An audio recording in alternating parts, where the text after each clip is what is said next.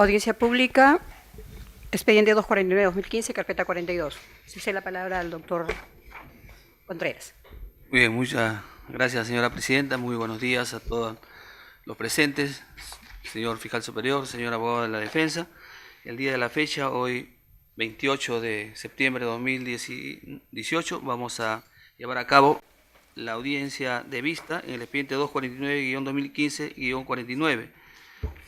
La recusación formulada por la defensa técnica de Ollanta Moisés Humala-Tasso y Nadine Heredia Alarcón contra el magistrado Carguancho, y para lo cual se solicita sea parte del conocimiento en esta recusación es acumulada.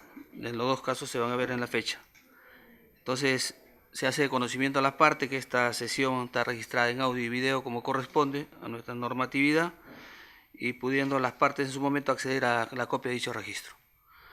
Por lo tanto, se solicita la acreditación, empezando por la representante del Ministerio Público. Señorita presidenta, señores jueces superiores, muy buenos días. Señor abogado de la defensa.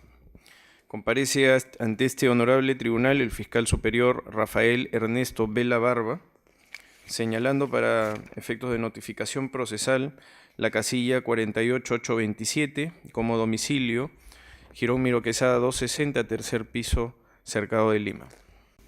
Muy bien, señor abogado.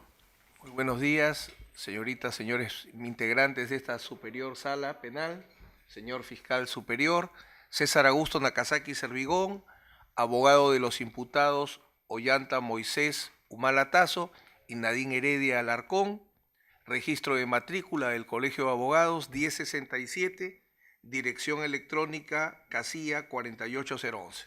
Muy bien. Habiéndose acreditado las partes, solicitamos a la especialista que dé cuenta de la impugnación, de la recusación. Señorita presidenta, miembros del colegiado, partes procesales presentes y público en general, tengan todos ustedes muy buenos días. Señorita presidenta, doy cuenta a usted en el expediente 249-2015, cuaderno 42, el cual se formula recusación por parte de Julio César Espinosa Goyena y César Augusto Nakazaki Servigón, defensas técnicas de Ollanta Moisés Humala-Tasso y Nadine Heredia Alarcón, contra el juez de la investigación preparatoria que interviene en la presente causa, solicitándose aparte del conocimiento de la presente causa. Con fecha 2 de mayo del 2018, Julio César Espinosa Goyena, defensa técnica de Ollanta Moisés Humala-Tasso y Nadine Heredia Alarcón, formuló recusación contra el juez de investigación preparatoria nacional que interviene en la presente causa. Mediante la resolución número 1 de fecha 3 de mayo del 2018, el primer juzgado de investigación preparatoria nacional rechaza de plano la recusación. Asimismo, con fecha 10 de mayo del 2018, César Augusto Nakazaki Servigón, defensa técnica de Ollanta Moisés Humala-Tasso y Nadine Heredia Alarcón, solicita formular recusación contra el juez de primer juzgado de investigación preparatoria nacional, Richard Augusto Concepción Carguancho.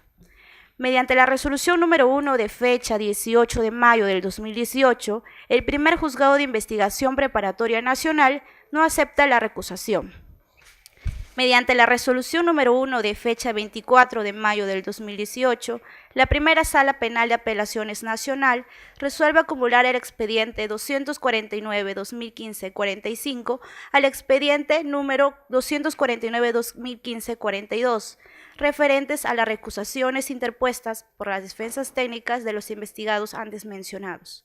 Finalmente, mediante la resolución número 8 de fecha 21 de septiembre del 2018, la primera sala penal de apelaciones nacional, atendiendo dicho pedido, señala convocar audiencia para el presente día. Es todo cuanto tengo que informar. Muchas gracias. Muchas gracias, especialista. Se consulta la defensa técnica si se ratifica el pedido de recusación, es esta recusación que ha sido acumulada contra el juez Richard Concepción Carguancho. Nos ratificamos en la primera recusación y respecto a la segunda recusación nos desistimos de la misma, al entender que de acuerdo a la doctrina ya establecida por esta sala en otras recusaciones, corresponde discutir los cuestionamientos que tenemos contra los autos de incautación en el recurso de apelación correspondiente. Así que solo nos ratificamos en la primera recusación. Muy bien, estando ello aclarado, entonces la sala va a tener en cuenta y también, en este caso, el señor representante del Ministerio Público. Muy bien, entonces vamos a conceder uso a la palabra al recusante por el término de 10 minutos, a bien sustente lo pertinente.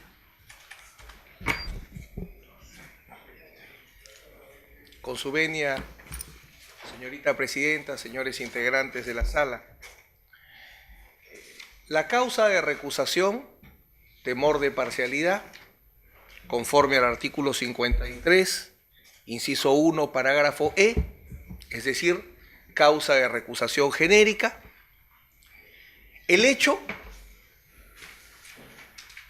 la declaración por el Tribunal Constitucional respecto a que la prisión preventiva que sufrieron mis patrocinados constituyó una detención arbitraria, un acto inconstitucional, y si este hecho genera o no duda razonable respecto a la imparcialidad del señor juez de investigación preparatoria. Ese es nuestro caso. No es el auto de prisión emitido en su momento, no. La causa por la cual nosotros recusamos es la declaración que hace el máximo intérprete de la Constitución, el Tribunal Constitucional, donde dice: la prisión preventiva que ustedes han sufrido era inconstitucional, arbitraria, y por eso la cesamos. Entonces, si un juez ha metido contra mí una detención arbitraria, eso me genera o no duda razonable respecto a su imparcialidad. Esta sala ya ha marcado doctrina respecto al temor de parcialidad, recogiendo correctamente lo que en su momento construyó el Tribunal Europeo de Derechos Humanos en el caso de Cooper sobre la teoría de las apariencias. Lo que se tiene que probar es un hecho que justifique una apariencia que el juez no va a ser imparcial. No tengo que probar en el grado de certeza que el juez está parcializado. Lo que tengo que probar es si existe un hecho que hace razonable que tenga temor, que no va a ser imparcial en su actuación. La Corte Suprema de la República, en el Acuerdo Plenario 3-2007, CJ 116 del 17 de noviembre del 2007, analizó una práctica. Se interponía un habeas corpus, se interponía un amparo, se interponía una queja funcional y con el escrito o el cargo se recusaba al juez. Entonces la Corte Suprema dijo: basta que haya una demanda de habeas corpus o una demanda de amparo para poder recusar a un juez. Obviamente no. La Corte Suprema dice textualmente: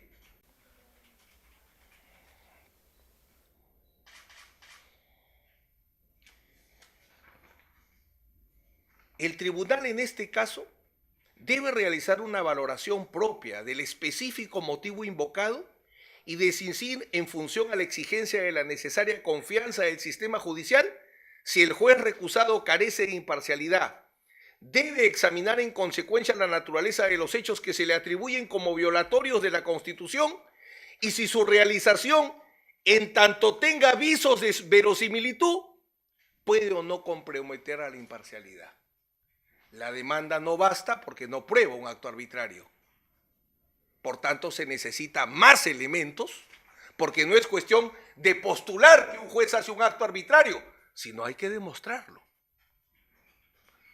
Esa misma doctrina es la que traigo hoy día. Si no basta postular un acto arbitrario, un acto inconstitucional, si no hay que demostrarlo, lo que les traigo es una sentencia del Tribunal Constitucional que ha declarado que hubo una detención arbitraria, que ha ordenado que la detención arbitraria cese y que hoy día se aplica como doctrina en todas las audiencias de prisión preventiva, hasta lo que me ha tocado ver. Entonces, señorita presidenta, señores jueces superiores, nuestro tema no es un tema ni personal, ni es un tema de conveniencias. Nuestro tema es muy concreto, y con esto termino. Hay una sentencia, hay una prueba documental de un acto arbitrario. O sea, no podríamos discutir que no hay acto arbitrario. Está probado en el grado de certeza que hay un acto arbitrario, una detención arbitraria. Eso no puede discutirse. Segundo, una detención arbitraria es causa de duda razonable que el juez no va a ser imparcial.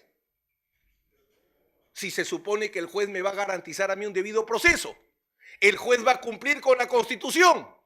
Mi garantía es que el juez cumple con la Constitución. Y si el juez cumple con la Constitución, yo tengo que aceptar lo que el juez resuelva, no que me dé la razón. Yo no tengo derecho a que el juez me dé la razón, pero sí que me garantice un debido proceso. Acá hay un documento que pone en duda si el juez puede garantizar un debido proceso. Por eso entiendo que esta recusación debe ser estimada fundada. Remito y termino. Esta recusación no es en ejecución de la sentencia del habeas corpus, porque la ejecución de la sentencia de habeas corpus acabó con la libertad que les dieron. Eso no está en discusión.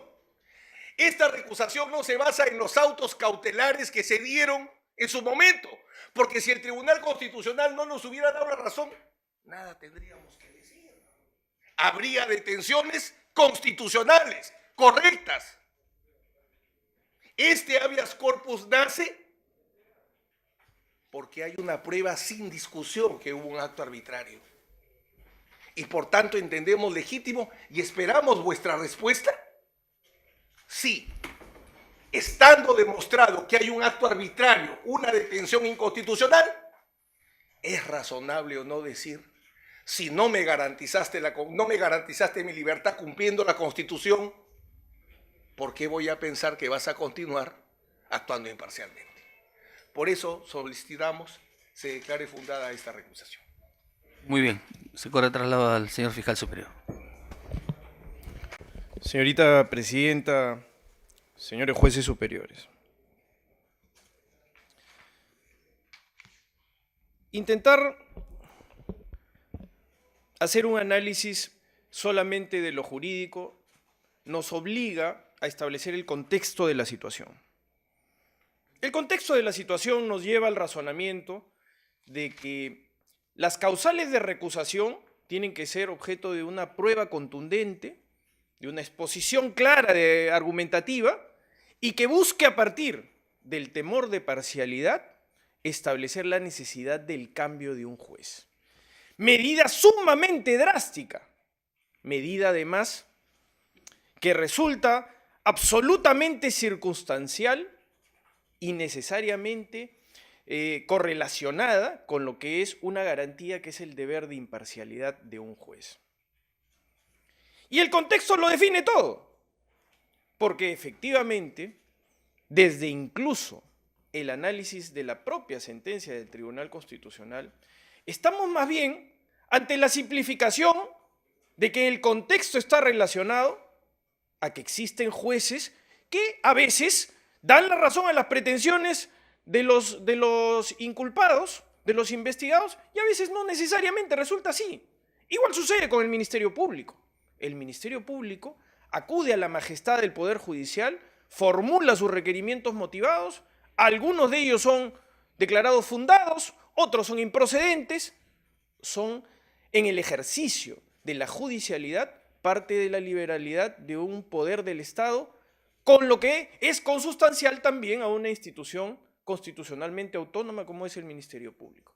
Pero también están los pedidos que normalmente son formulados por los investigados en el ejercicio de su derecho, más en un modelo acusatorio garantista, en donde el juez de garantías establece un equilibrio necesariamente vinculado al deber de imparcialidad.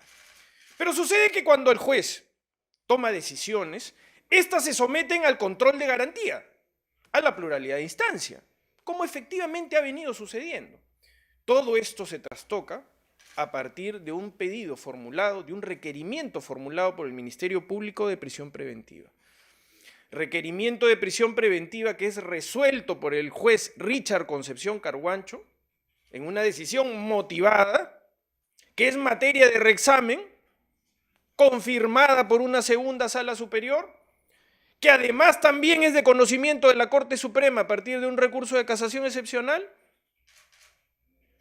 que además también es de conocimiento de jueces del Poder Judicial a partir de las demandas constitucionales de habeas corpus. Esta pretensión legítima de la defensa del señor Humala y de la señora Heredia llega al Tribunal Constitucional. Pero en realidad lo que se estaba buscando es apartar a jueces que no nos dan la razón. A eso se resume finalmente el contexto. Porque efectivamente hay la sensación de que la búsqueda de un arropamiento jurídico está más bien asociado a lo que es la primacía de la realidad, que hay jueces que pueden resultar incómodos. Nosotros nos hemos sometido siempre a lo que nos toca, a los jueces que son parte de la honorable Sala Penal Nacional. Algunas veces nos dan la razón, algunas veces no nos la dan, pero respetamos escrupulosamente que la majestad del Poder Judicial está definida por sus propios mecanismos de constitucionalidad. Uno de ellos esencial, la pluralidad de instancia. Y es que entender lo que viene sucediendo tiene que ver con una legítima estrategia procesal. Se han activado una serie de mecanismos que, por ejemplo, no nos permiten migrar a etapas más maduras dentro de la investigación. Pero eso es algo legítimo, es parte de la litigación, es parte de la esgrima que normalmente sucede. Sin embargo, no podemos dejar de establecer el contexto porque la sentencia del Tribunal Constitucional es lo que efectivamente se viene acá a discutir. Yo creo que reduce todo el argumento a ello. El señor abogado de la defensa ha referido correctamente que su causal de recusación está vinculada estrictamente en términos probatorios a lo que dice la sentencia del Tribunal Constitucional. Y es ahí donde nosotros, como Ministerio Público, venimos a presentar una postura totalmente diferente. Porque lo que venimos a decir es que la sentencia del Tribunal Constitucional no tiene una sílaba respecto al análisis del deber de imparcialidad. En el análisis que seguramente este honorable colegiado realice, se podrá dar cuenta de la literalidad de la sentencia, que no hay ningún argumento respecto a la pérdida del deber de imparcialidad de los jueces. Y no podríamos decir que el Tribunal Constitucional, porque se trata de un habeas corpus reparador, no podría entrar a merituar ello, porque hay múltiples sentencias del Tribunal Constitucional que además se refieren al habeas corpus como el habeas corpus que está regulado en la norma procesal. El Código Procesal Constitucional dice que el habeas corpus procede de manera excepcional contra resoluciones judiciales dentro de un debido proceso. Habla de resoluciones judiciales, sin embargo, claro, hay una sentencia del año 2003 que establece metodológicamente una serie de tipologías de habeas corpus. Pero ninguna de ellas tiene una referencia de exclusión con los amplios poderes y atribuciones que tiene el Tribunal Constitucional. Si el Tribunal Constitucional, en su análisis exhaustivo, análisis que además también conocían de la pretensión de apartar al juez Concepción Carguancho y apartar a la Sala Superior que no les dio la razón, en ese ejercicio de análisis, el Tribunal Constitucional perfectamente se representó la posibilidad de que sea incompatible que los órganos jurisdiccionales no sigan conociendo las incidencias dentro del análisis de los fundamentos del propio habeas corpus. Hay un análisis exhaustivo. Se hace referencia múltiples veces a los deberes de motivación. Y es ahí donde incluso el Tribunal Constitucional no acepta la crítica que se le hace. Esa posibilidad de hacer un análisis de motivación, de ingreso específico a la motivación, arropado en aspectos constitucionales, ha determinado de que el Tribunal Constitucional se haya convertido en una cuarta instancia. Seguramente los señores tribunos no lo admitirán, pero si analiza deber de motivación, si analiza exhaustividad de motivación, se está convirtiendo en un órgano reexaminador. Lo que quiere decir, en otras palabras, que ha tenido in totum, en amplitud, todo el análisis de las circunstancias que se producen. Cuando hay un compromiso de los deberes de imparcialidad, no asociados a ningún tipo de temor de parcialidad, como podría ser una cuestión subjetiva relacionada con alguna causal específica, en esos casos, naturalmente, la prueba siempre es de muy difícil consecución. Pero si se trata específicamente de los deberes de motivación, estamos hablando de reexamen. Y los mecanismos de reexamen están establecidos en la ley. ¿Cuándo es que un juez no debe conocer lo que ya conoció y porque está contaminado no debería conocerlo si es que existe alguna consecuencia anulatoria o revocatoria de lo que puede haber sido su decisión primigenia? En esos casos la ley dice, bueno, efectivamente, como adelantaste opinión, entonces no puedes seguir conociendo, porque reexaminando el tema es discrecionalidad del juez que realiza el reexamen determinar si es el mismo órgano jurisdiccional el que seguirá conociéndolo o será otro. Pero siempre hay que representarse en una presunta agresión constitucional si es que el juez debe seguir o no, porque el Tribunal Constitucional no podría permitir en su razonamiento lógico que un agresor constitucional continúe en la posibilidad de seguir conociendo las incidencias. Entonces sí es un tema que se representó. Incluso hay declaraciones públicas del señor Blume, del señor Eloy Espinosa Saldaña, en donde ante un requerimiento del Ministerio Público respecto a la posibilidad de que se esté instrumentalizando el habeas corpus para apartar al juez, que te resulta incómodo, entonces los señores dijeron, no, ese es un escenario tremendista, eso no va a pasar, van a ver la sentencia, y efectivamente cumplieron, porque más allá de haber declarado fundada la demanda constitucional de habeas corpus, es verdad que no hay una sílaba respecto al apartamiento de los jueces que conocieron en su momento y en su oportunidad las incidencias relacionadas con los motivos del habeas corpus, con los argumentos del habeas corpus.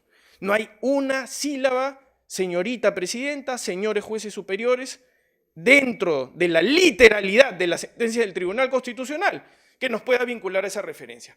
Por tanto, se trata de una inferencia de la defensa que termina añadiendo argumentos a la sentencia del Tribunal Constitucional. Y la sentencia del Tribunal Constitucional es inmutable. Solamente se puede modificar una sentencia del Tribunal Constitucional a través del mecanismo de la aclaración o de la subsanación, que está incluido en el artículo 121 del Código Procesal Constitucional. ¿Se hizo alguna aclaración al respecto? ¿Se le pidió algo al respecto al tribunal? No se le pidió nada. Tal vez fue la euforia de la victoria, todo lo exultante que termina siendo un componente político incluso dentro de la situación que se produjo eventualmente y que evidentemente en nuestra posición nosotros no podemos ni criticar ni tampoco podemos especular por qué no se hizo. Porque ni siquiera nosotros éramos parte en el habeas corpus. No podíamos formular una aclaración. No podíamos establecer tampoco ninguna circunstancia de ese tipo. Además, porque para el Ministerio Público está bastante claro de la lectura de la resolución que efectivamente no hay en ningún argumento del voto en mayoría, en ninguno de ellos hay alguna alusión a la infracción del deber de parcialidad. Y que no nos digan de que el tribunal no tendría que haber visto eso, porque el habeas corpus contra una resolución judicial tiene que ser visto en todo el sentido de amplitud de lo que es el conocimiento del bloque de constitucionalidad y de toda la legalidad que es consustancial a ello. Por eso es que el tribunal no permite la posibilidad de que actos homogéneos agresivos se puedan volver a producir. Por eso es que el tribunal, cuando eventualmente hay la comisión de alguna inconducta funcional grave o de un delito, remite copias al órgano de control interno, remite copias al Ministerio Público, porque tiene amplios poderes para hacerlo. Entonces no nos pueden decir de que el tribunal cometió una omisión, o que ese era un trabajo más bien de inferencia de lo que ellos podrían haber dicho. Aquí no podemos generar presunciones ni añadiduras de lo que dijo el Tribunal Constitucional. Aquí debe primar la literalidad de lo que el tribunal resolvió. Porque además hay muchas sentencias del Tribunal Constitucional, independientemente de qué tipo de habeas corpus sea, porque aquí estamos hablando de que es el habeas corpus contra las resoluciones judiciales. Las tipologías del habeas corpus no tienen una referencia directa que pueda constreñir o que pueda establecer un corset a los amplios poderes que tiene el Tribunal Constitucional. Lo que sucede es que el Tribunal Constitucional estaba también advertido de que el subterfugio, el arropamiento, era la búsqueda de un juez que sea un juez diferente al que resulte incómodo. Y estas cosas pueden resultar incómodas para la defensa, pero es obligación del Ministerio Público tener que resaltarlo, porque hay antecedentes que se relacionan también con el caso. Y puede ser que resulte incómodo, pero hay que decirlo. E incluso en el voto en minoría del Tribunal Constitucional, el tribuno, el juez constitucional, el doctor Sardón, hace referencia a una frase que incomodó en su momento cuando yo la dije en audiencia, que era que en las agendas de la señora Heredia decía que el juez se podía escoger. Entonces el Ministerio Público tiene toda la preocupación natural y consustancial de establecer esto como un tema de permanente preocupación, porque nosotros venimos a litigar dentro de las reglas del debido proceso, con los jueces que nos tocan, con los jueces que buscan dentro del ordenamiento procesal penal establecer la averiguación de la verdad en un grado de garantía en este momento. De tal manera que en esa situación, estableciendo todos estos parámetros, el apartamiento de un juez debe tener un carácter estrictamente eventual y tiene que estar claramente establecido en una sentencia. No puede ser que establezcamos interpretaciones fuera de la literalidad, interpretaciones extensivas, interpretaciones auténticas de lo que el Tribunal Constitucional resolvió en su momento. Y todo esto fue materia de discusión. No es que haya quedado fuera de un agotamiento de análisis de los argumentos que se plantearon en su oportunidad. Aquí el Tribunal Constitucional resolvió sobre la base de una serie de circunstancias, algunas extraprocesales y otras procesales. Pero no podríamos decir que el tribunal no haya contemporizado la necesidad de excluir a un juez, de recusarlo del conocimiento, porque estaríamos presumiendo más bien de que existiría una omisión deliberada en ese aspecto. Y la sentencia podemos criticarla, tenemos derecho a criticarla. De hecho, la sentencia del Tribunal Constitucional establece parámetros que, gracias a Dios, que el Poder Judicial no sigue. Imagínense ustedes el caso de los cuellos blancos actualmente. La sentencia del Tribunal Constitucional lo que decía, en otras palabras, era de que cualquier audio obtenido de escuchas legales primero tiene que ser objeto de contradicción para que tenga validez en un aspecto cautelar. Mire qué pasa eso ahora. Imaginémonos esa realidad. Entonces el juez de la Corte Suprema no podría haber dictado ninguna medida, porque finalmente tendría que primero haber llamado a todos los que están involucrados en el caso para decirles si ha sido editado, si es su voz, que tenga derecho a la contradicción mínima. Gracias a Dios que no se cumple ese criterio del Tribunal Constitucional, porque estaríamos más bien contra una gravísima condición y precedente en la lucha contra la gran criminalidad y la corrupción. Por tanto, la podemos criticar, la sentencia, pero tenemos que respetarla desde lo que ha resuelto y su literalidad. Específicamente de lo que es consustancial a los argumentos que se pusieron. Podemos seguirlas criticando. La necesidad de la firmeza sobrevenida, todo lo que se discutió. O sea, aquí hay una serie de argumentos que fueron más allá incluso de las propias argumentaciones expuestas. Le agradezco por su paciencia, señoritas, señores jueces superiores. Muy bien. Tiene derecho a dúplica el señor abogado. Sí, tiene derecho a dúplica por espacio de 5 minutos. He cubierto menos tiempo que el que ha dedicado mi colega. Y les pido unos minutos de indulgencia.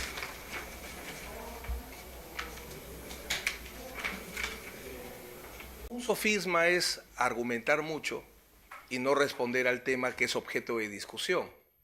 ¿Se ha probado que existe una detención arbitraria? ¿Sí o no? ¿Esa detención arbitraria genera temor de parcialidad? ¿Sí o no? Y no habremos escuchado una sola razón que haya opuesto mi contendor. Él pide analizar el contexto, por ejemplo, porque los jueces no se deben elegir, porque él respeta a los jueces que establece la ley. Entonces le preguntaría por qué recusó a los jueces Torres y Carcausto. Y es por una razón. Y a ver si vamos a hacer ejercicios de honestidad. Ellos no quieren que estén esos jueces porque muchas veces no les dan la razón. Es muy concreto. Me gustaría que me diga que no es así. Entonces, efectivamente, no se trata de escoger. Yo no soy autor de agendas, no respondo por lo que no he hecho. El fiscal sí debe responder por las recusaciones que él formula. Entonces, vamos dejándonos de temas concretos y vamos. El fiscal pide que la sentencia del Tribunal Constitucional señale que el juez Concepción es parcializado. Y como la sentencia del Tribunal Constitucional no se ha referido a la parcialidad o imparcialidad del juez, y la sentencia del Tribunal Constitucional no ha dispuesto que el juez se aparte del caso, ergo no se le puede recusar. Es más, el señor fiscal ha dicho es que el Tribunal Constitucional no lo recusó. No, es que el Tribunal Constitucional no tiene que recusarlo. Vamos a temas muy puntuales que efectivamente cubre. El habeas corpus, le guste o no al fiscal, porque a él sí le duele la diferencia entre habeas corpus reparador y conexo. El habeas corpus reparador tiene que realizar actos de reparación del derecho afectado. El habeas corpus reparador repara cuando se estiman los habeas corpus la libertad arbitrariamente quitada. Ninguna sentencia del Tribunal Constitucional que haya declarado fundado un habeas corpus reparador, ninguna, analiza si el juez es imparcial o no y si el juez debe quedarse en el caso. No hay una sola sentencia del Tribunal Constitucional sobre habeas corpus reparadores donde haya dicho detención arbitraria y el juez se va. Sería interesante como el viejo recurso de queja del Código del 40. Recordarán ustedes que frente a la detención arbitraria había recurso de apelación y recurso de queja. El recurso de queja se declaraba fundado y el juez se tenía que apartar. Sería bonito que en el proceso constitucional existiera este tipo de mecanismo, pero no existe. Entonces, de la sentencia del Tribunal Constitucional, por favor, solo se ha establecido que hay una detención arbitraria. Pero que no se confunda ejecución de sentencia, que ahí, no por confusión, sino por inteligente estrategia, el fiscal pretende que se confunda recusación con ejecución de sentencia de habeas corpus. Nosotros no decimos venimos a recusar en ejecución de la sentencia de habeas corpus. Ya el proceso de habeas corpus terminó el día que mis clientes recuperaron la libertad de una detención arbitraria cometida. El fiscal dice, en la sentencia del TC no analiza la imparcialidad. En la sentencia del TC no se pueden agregar argumentos. Dice, por favor, léanla literalmente. Está bien, la leo literalmente. Pero yo no estoy recusando en ejecución de una sentencia. Yo no estoy recusando porque digo, el Tribunal Constitucional ha ordenado que saque el juez, sáquenlo. Yo no he dicho eso. Lo que yo digo es que hay un Tribunal Constitucional que ha señalado, tus clientes fueron víctimas de una detención arbitraria. Señores, ustedes han sido víctimas de una detención arbitraria. ¿Les genera o no les genera temor de parcialidad? Ya hay un punto muy concreto que me gustaría que el fiscal enfrente. ¿Por qué los justiciables deben someterse a un juez? ¿Por qué tienen que aceptar sus decisiones? ¿Por qué es juez? ¿O porque es el garante de la Constitución y del debido proceso? ¿Dónde está el deber de obediencia de los justiciables con los jueces? Porque los jueces garantizan un debido proceso. Y como los jueces garantizan un debido proceso, mi libertad me pueden quitar para siempre si es una condena a cadena perpetua. ¿Pero por qué yo debo aceptar una cadena perpetua? Porque la dicté al marco de la Constitución, la dicté respetando tus derechos humanos. Por eso es que me debes obediencia. Pero si el juez viola la Constitución, el juez no garantiza el debido proceso, ¿le debo obediencia? Entonces no es cuestión que grite. Si se trata de gritar, bueno, ustedes saben, yo soy bien gritón. No es un tema de gritar, ni de emocionarse, ni de buscar agendas. El tema es concreto. Y es ahí donde yo suplico que ustedes tengan en cuenta. Por favor, Yo no vengo a ejecutar una sentencia de habeas corpus. Es más, yo señalo claramente, la sentencia del Tribunal Constitucional ordena que salga el juez. No, no ordena. La sentencia del Tribunal Constitucional analiza si la garantía de la imparcialidad, no la analiza. Porque se le dijo detención arbitraria. No se interpuso un habeas corpus conexo. Yo he interpuesto habeas corpus conexo. Sería bueno que la Fiscalía, cuando quiera defender sus casos, levante la bandera de la legitimidad que tiene, porque nunca se presentan en ningún habeas corpus en la historia. Me he cansado de ir a todos los fiscales de la nación y les digo, ¿por qué ustedes no salen a defender los casos? Nunca van. Jamás. En lo que a mí toca como experiencia, nunca he visto que el Ministerio Público, solo las víctimas tenemos que ir a defender. Nunca el fiscal.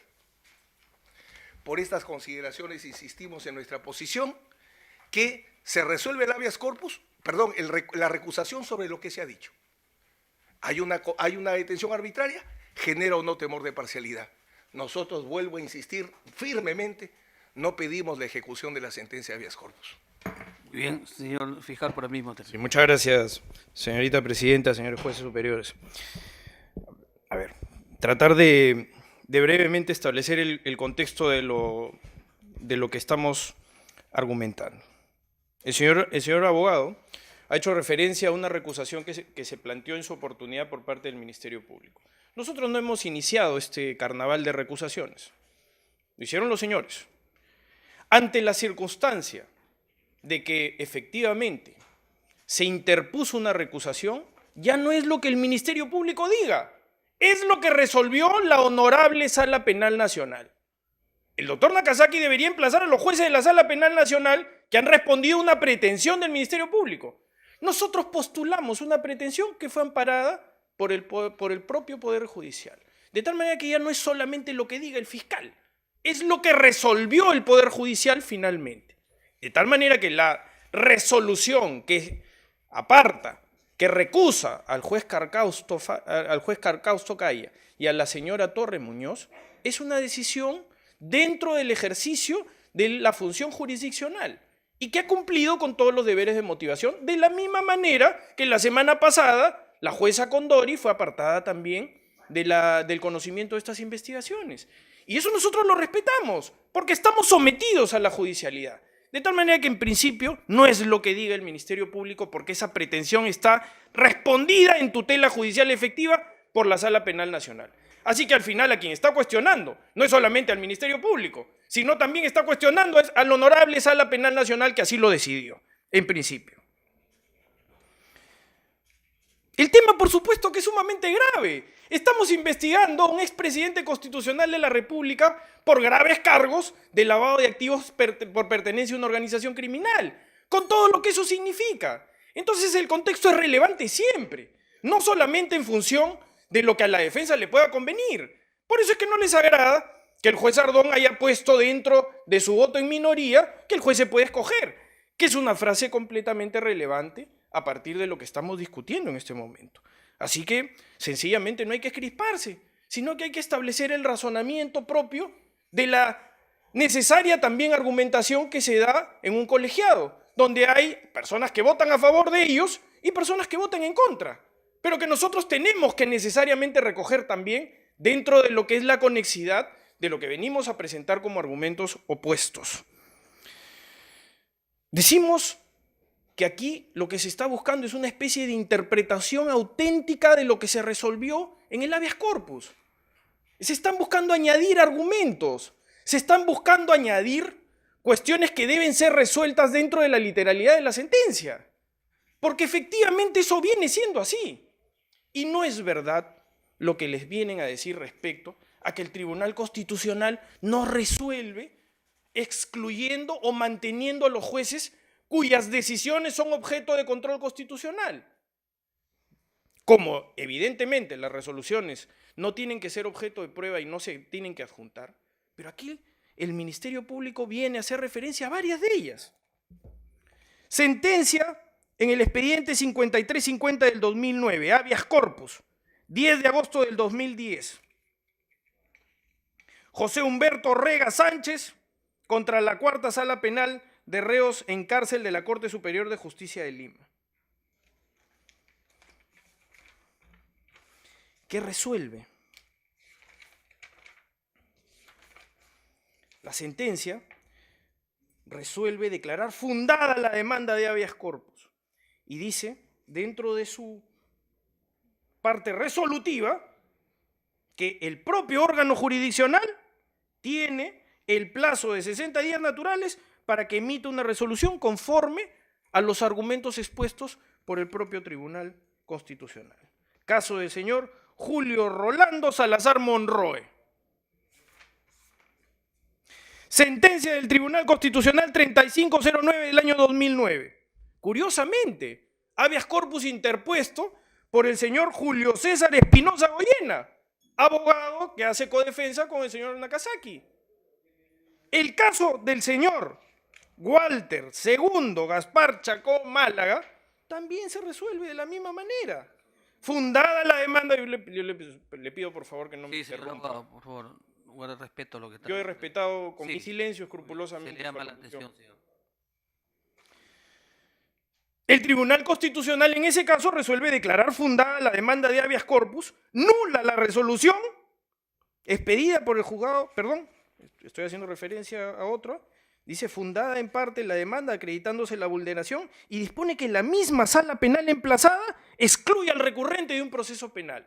Por supuesto que eso genera consecuencias porque quienes conocemos el caso Chacón Málaga sabemos que no solamente estaba investigado el señor Chacón Málaga, sino también una serie de familiares también relacionados con el señor Chacón Málaga. Por tanto, si había alguna consideración conexa sobre la pérdida de imparcialidad, debió haberlo resuelto, porque resulta que es un agresor constitucional también desde lo que se dice en la defensa. Expediente 7901 del 2013. Fundada la demanda de habeas corpus, en consecuencia nula la resolución y obliga a que el mismo juzgado militar de Lambayeque y Cajamarca vuelva a emitir una resolución conforme a los parámetros del Tribunal Constitucional. Sentencia 3997 del año 2013, igual. Fundada la demanda de habeas corpus y ordena a la misma sala penal liquidadora de la Corte de Sullana que en base al contenido del probatorio de un dividido ofrecido vuelva a emitir decisión de acuerdo a los fundamentos del Tribunal Constitucional. Y sigo. Sentencia 4096 del año 2016, el actual colegiado del Tribunal Constitucional. Fundada la demanda de habeas corpus a favor del señor Jorge Hernán Herrera García. Nula la resolución. Ordena al mismo juzgado de investigación preparatoria de Tambopata que emita un nuevo pronunciamiento en el plazo de 48 horas.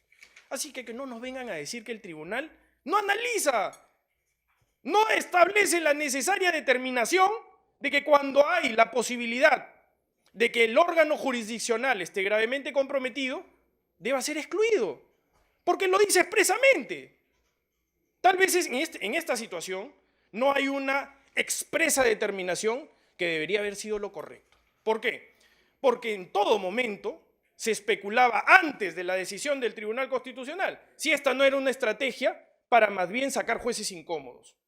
Entonces, en ese contexto, evidentemente el tribunal tal vez debió haberlo incluido. Y dentro de esta oscuridad, de esta posibilidad de ambigüedades interpretativas, el Ministerio Público lo que viene a decir claramente es que a una sentencia expedida por el Tribunal Constitucional no se pueden establecer juicios de inferencia lógica, porque su literalidad es la que demuestra si efectivamente había algún compromiso en el temor de parcialidad o en el deber de imparcialidad que un juez debe tener. Porque de ser así, lo que dice el Ministerio Público en esta circunstancia ante su honorable colegiado es que eso no se puede presumir, es que eso no puede ser un juicio de inferencia lógica, porque no podría darse a partir de la liberalidad de la interpretación de quien quiere hacer uso de esos argumentos, que además, dicho sea de paso, no tienen que ver en absoluto con algún análisis específico de lo que es el deber de imparcialidad. Aquí de lo que se trata es de finalmente establecer si en esa deficiencia de motivación a la que explica el Tribunal Constitucional exhaustivamente, para nosotros equivocadamente, en derecho de crítica, si es que el Tribunal Constitucional en ese deber de motivación, sus consecuencias son las de necesariamente excluir, y que no nos vengan a decir de que el tribunal no conoce la ley, porque es el supremo intérprete de la constitucionalidad de las leyes. El Código Procesal Penal reitero, establece cuándo un juez, eventualmente, en base a sus decisiones, pueda eventualmente haber comprometido su deber de imparcialidad. Y en esos casos ordena que se excluya al juez. Si es una sentencia condenatoria, por ejemplo, el Código Procesal Constitucional claramente lo establece y dirá que es otro órgano jurisdiccional el que debe hacerlo. Por tanto, es el ABC del derecho determinar si en un reexamen, si en una cuestión relacionada con la motivación, porque la motivación está directamente relacionada con el reexamen. Están reexaminando motivación. Por eso es que dicen que la motivación es insuficiente o no es cualificada, o que no se cumplieron con algunos estándares de la motivación relacionada, por ejemplo, a haberse pronunciado sobre prueba de descargo. Estamos hablando estrictamente de reexamen, a pesar de que no se quiera reconocer ello, pero eso es reexamen. Por tanto, si estamos hablando de reexamen, el tribunal conoce la ley y sabe que si habría algún compromiso, no podría permitir que un agresor constitucional esté conociendo el mismo caso de quien eventualmente en su momento decidió como una medida cautelar personal. Dicho esto, señorita presidenta, señores jueces superiores, la posición del Ministerio Público creo que es bastante clara. El juez no se puede escoger. Nosotros lo que buscamos es establecer en garantía, someternos a la judicialidad como lo venimos haciendo, y que el ejercicio regular de nuestro derecho en algún momento estuvo motivado por una cadena sucesiva de acontecimientos que fueron promovidos en su origen por la defensa. Muchas gracias. Muy bien. Entonces corresponde solamente una precisión, señor fiscal superior. Era respecto a lo que usted ha señalado de que en la sentencia del Tribunal Constitucional no existe ni un término ni un ápice respecto al análisis de la imparcialidad del juez y mucho menos se pronuncia al respecto. Los ejemplos que usted nos ha dado, de acuerdo a ello, son cuando declaran nula la sentencia del tribunal, el tribunal declara nula y ordena que haga un reexamen. Una nueva resolución. Entonces, pero la pregunta es respecto si hay algún caso concreto que conozca el Ministerio Público donde el Tribunal Constitucional en una sentencia exprese el apartamiento de un juez o que sea otro juez el que lleve el caso. Lo que nosotros hemos venido a traerle al honorable colegiado son precedentes, no siempre en el caso de la nulidad de la sentencia, porque en algunas consideraciones habría que leer, por supuesto, en total las sentencias, pero en algunos casos se está ordenando no en base a la nulidad.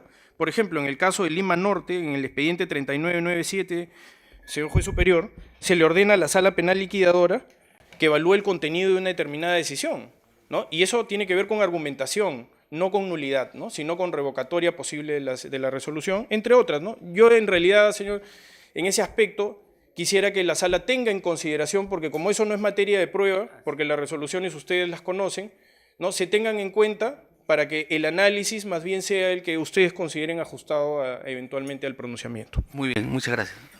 Sí, a ver, vamos a hacer una pregunta al señor abogado de la parte recusante. En el decurso de todo este trámite del proceso, ¿se han formulado algunas otras quejas, denuncias contra el magistrado recusado de parte de su defensa? ¿De parte de sus defendidos? Ninguna.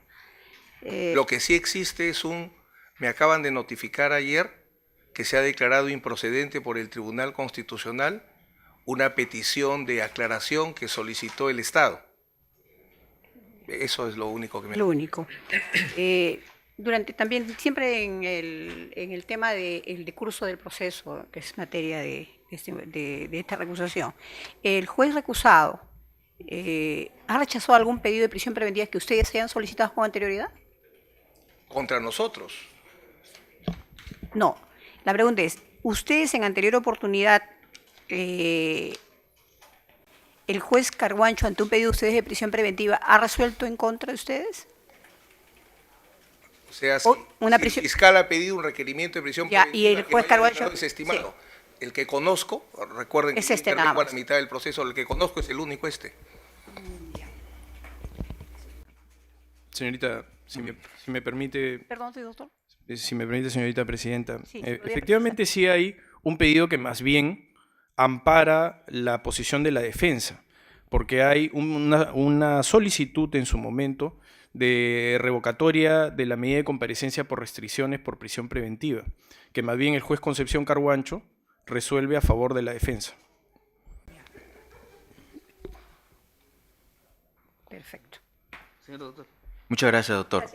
Muchas gracias, presidenta. Para el doctor Nakazaki, si bien entendemos, doctor Nakazaki, el acuerdo plenario 3/2007, mediante el cual establece de que la interposición de un recurso de queja o denuncia contra un juez no puede ser materia, evidentemente, de recusación, también, ¿cómo usted interpreta los votos en mayoría que ha emitido el Tribunal Constitucional, que entendemos son de 4, mediante el cual establece esta resolución, no establece un precedente vinculante, ni por ende como de cumplimiento obligatorio para todos los jueces que se pueda cumplir esta sentencia? Mi pregunta es, ¿por qué apartar al juez de la causa si esta sentencia no es un precedente vinculante, si también el Tribunal Constitucional ha establecido que la prisión preventiva no es un adelanto de opinión de sentencia? Le agradezco la pregunta. Si se tratase de una recusación que se basase en la ejecución de la sentencia, convendría con usted en primer punto. El hecho de que sea o no un precedente vinculante, lo que tiene que ver es de cara a si va a ser doctrina para la comunidad. O sea, si es o no un precedente vinculante, lo que nos va a establecer es si lo dicho por el tribunal, el derecho declarado por el Tribunal Constitucional es aplicable al caso o aplicable a la comunidad. En el caso concreto, lo que nosotros determinamos es si esa sentencia del Tribunal Constitucional que determina que hay una prisión preventiva inconstitucional genera o no temor de parcialidad. Me parece que el tema, señor juez superior, con todo respeto, no está en qué efectos pueda tener la sentencia o no. En todo caso, no son los efectos jurídicos, sino son los efectos psicológicos, que es el temor de parcialidad. Son los efectos psicológicos. Si ustedes determinan que, yo me quedo con las palabras del señor fiscal, un agresor de la Constitución no puede continuar, yo pido que le den la razón. Esa frase quisiera que la apliquemos. Si no hay un agresor de la Constitución, hay que estar tranquilos porque el juez va a ser justo. Pero si hay un agresor de la Constitución, entonces tenemos o no la obligación de seguir considerando que es imparcial.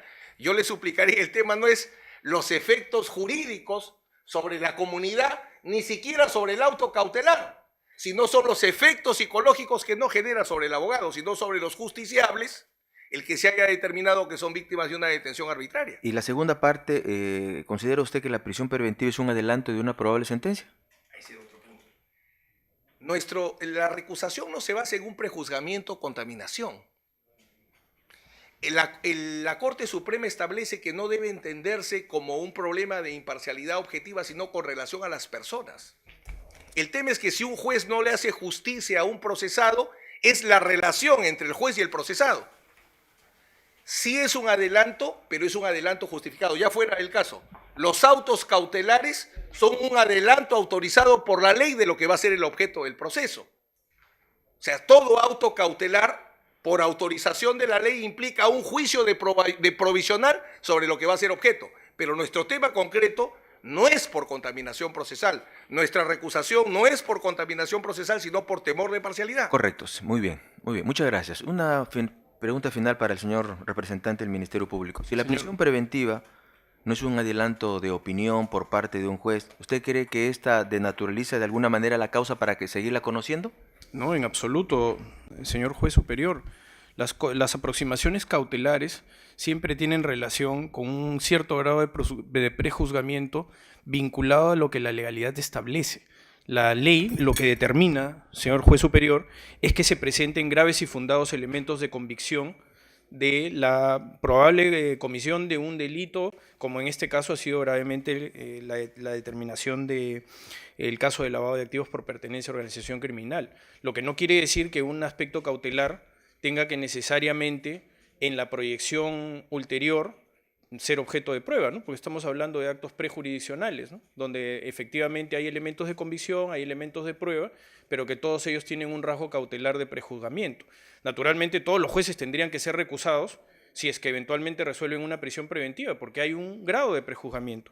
De hecho, es también el esquema de la recusación, porque cuando se ha planteado la recusación por parte del señor Julio César Espinosa Goyena, dentro de los fundamentos de hecho, todos hacen referencia a la resolución de la prisión preventiva, dice.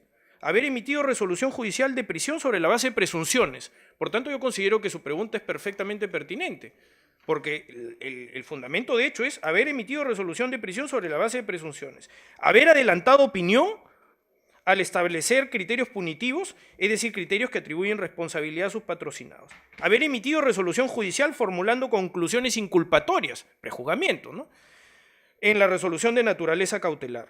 De tal manera que, efectivamente, eso más bien al Ministerio Público lo que le hace presumir es que en realidad la recusación se está remitiendo a las resoluciones de julio del 2017, porque la sentencia del tribunal ha tratado el tema. Por eso es que nosotros buscamos establecer de que la literalidad de la sentencia es la que determina el análisis de la misma. Y si analizaron efectivamente todos estos argumentos que se han expuesto, son porque también han sido parte de los argumentos que en determinado momento fueron materia de análisis del tribunal. Todo esto se dijo ante el tribunal. Por tanto, si fue una causal de recusación, ahora, con mayor razón lo fue en el Tribunal Constitucional y también con razón lo fue en julio del 2017, si esa fue la motivación de hecho. Muy bien. Bien. Solamente, señor fiscal, para que se sirvan a acompañar en el término más breve, copia de la resolución de la prisión preventiva, copia también de todas las resoluciones sobre las medidas de corrección dictadas en este proceso, para poder tenerlos a la vista. Muy bien, entonces habiéndose ya cumplido con las precisiones solicitadas a las partes, se comunica a los sujetos procesales que la decisión va a ser emitida en el plazo de ley y notificada a sus registros procesales acreditada en autos. Entonces, siendo las 9:25 de la mañana, se da por concluida la presente audiencia y cerrada la grabación de audio y video.